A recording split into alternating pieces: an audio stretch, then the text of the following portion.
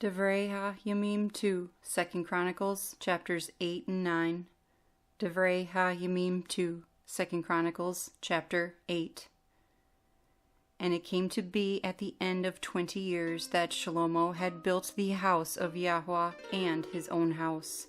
As to the cities which Hiram had given to Shelomoh, Shelomoh had built them, and he settled the children of Yisrael there.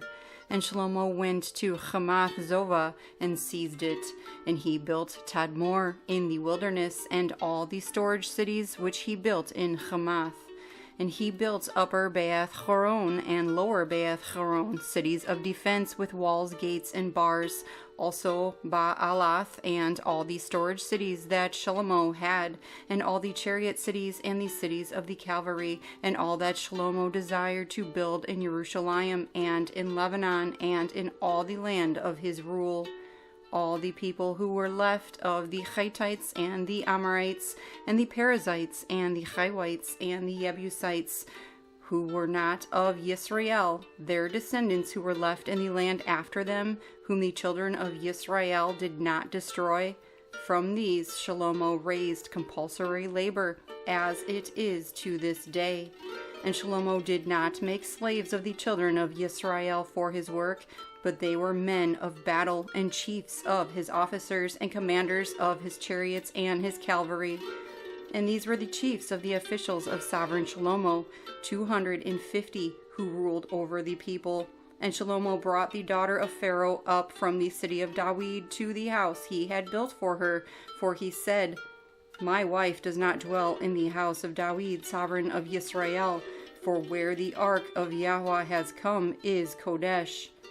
Then Shelomoh offered burnt offerings to Yahuah on the altar of Yahuah which he had built before the porch, even as the duty of every day required, offering according to the command of Moshe for the Shabbatot and for the new moons and for the appointed times, 3 times a year, the festival of Mesoth and the festival of Shavuot and the festival of Sukkot.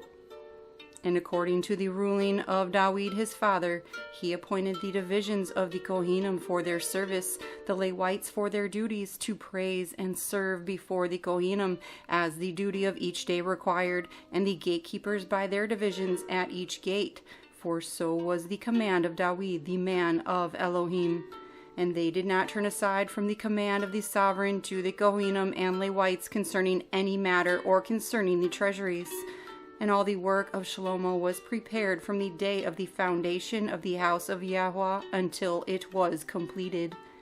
And the house of Yahuah was perfected. Then Shelomoh went to Etzion Geber and Eloth on the sea coast in the land of Edom. And Hiram sent him ships by the hand of his servants and servants who knew the sea. And they went with the servants of Shelomoh to Ophir and took 450 kikars of gold from there and brought it to sovereign Shelomoh. Divrei ha'Yamim2, 2Chronicles, chapter 9. And the Sovereigness of Sheba heard of the report of Shelomoh and came to Jerusalem to try Shelomoh with hard questions, with a very great company and camels bearing spices and much gold and precious stones. And she came to Shelomoh, and she spoke with him about all that was in her heart.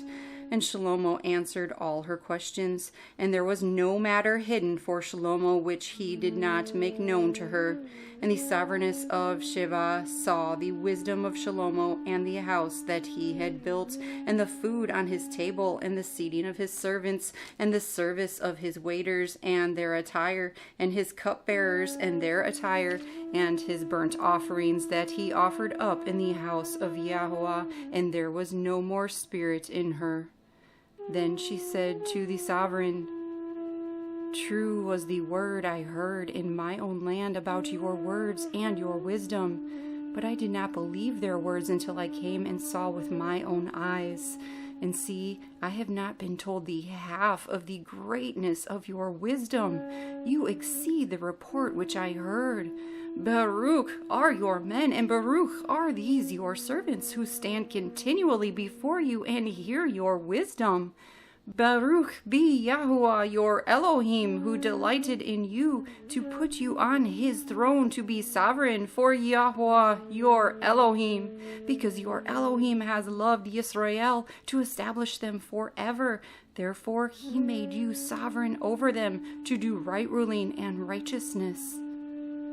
And she gave the sovereign 120 kikars of gold, and very many spices and precious stones. And there has not been any spices such as those the sovereigness of Sheba gave to sovereign Shelomoh. And also the servants of Hiram and the servants of Shelomoh, who brought gold from Ophir, brought algum wood and precious stones. And the sovereign made stairs of the algum wood for the house of Yahweh and for the sovereign's house, also lyres and harps for singers. And there was never seen the like of them before in the land of Yehudah. And sovereign Shelomoh gave to the sovereigness of Sheba all she desired, whatever she asked, besides that which she had brought to the sovereign. And she turned and went to her own land, she and her servants. And the weight of gold that came to Shelomoh yearly was 666 kikars of gold, besides that which the merchants of traders brought. And all the sovereigns of Arabia and governors of the land were bringing gold and silver to Shelomoh. And sovereign Shelomoh made 200 large shields of beaten gold. 600 pieces of beaten gold went into each shield, and 300 shields of beaten gold. 300 pieces of gold went into each shield. And the sovereign put them in the house of the forest of Lebanon. And the sovereign made a great throne of ivory, and overlaid it with clean gold, and 6 steps to the throne, with a footstool of gold, which were fastened to the throne. And there were armrests on either side of the place of the seat, and 2 lions stood beside the armrests. And 12 lions were standing there, one on each side of the 6 steps. The like of it was not in any reign. And all the drinking vessels of sovereign Shelomoh were of gold, and all the vessels of the house of the forest of Lebanon were of refined gold. Silver was reckoned of little value in the days of Shelomoh. For the sovereign's ships went to Tarshish with the servants of Hiram.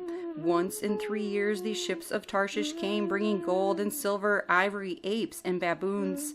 And sovereign Shelomoh became greater than all the sovereigns of the earth in riches and wisdom. And all the sovereigns of the earth sought the presence of Shelomoh to hear his wisdom, which Elohim had put in his heart. And each man brought his present, objects of silver and objects of gold, and garments and armor and spices, horses and mules, the matter of a year by year. And Shelomoh had 4,000 stalls for horses and chariots, and 12,000 horsemen, whom he stationed in the chariot cities, and with the sovereign at Jerusalem.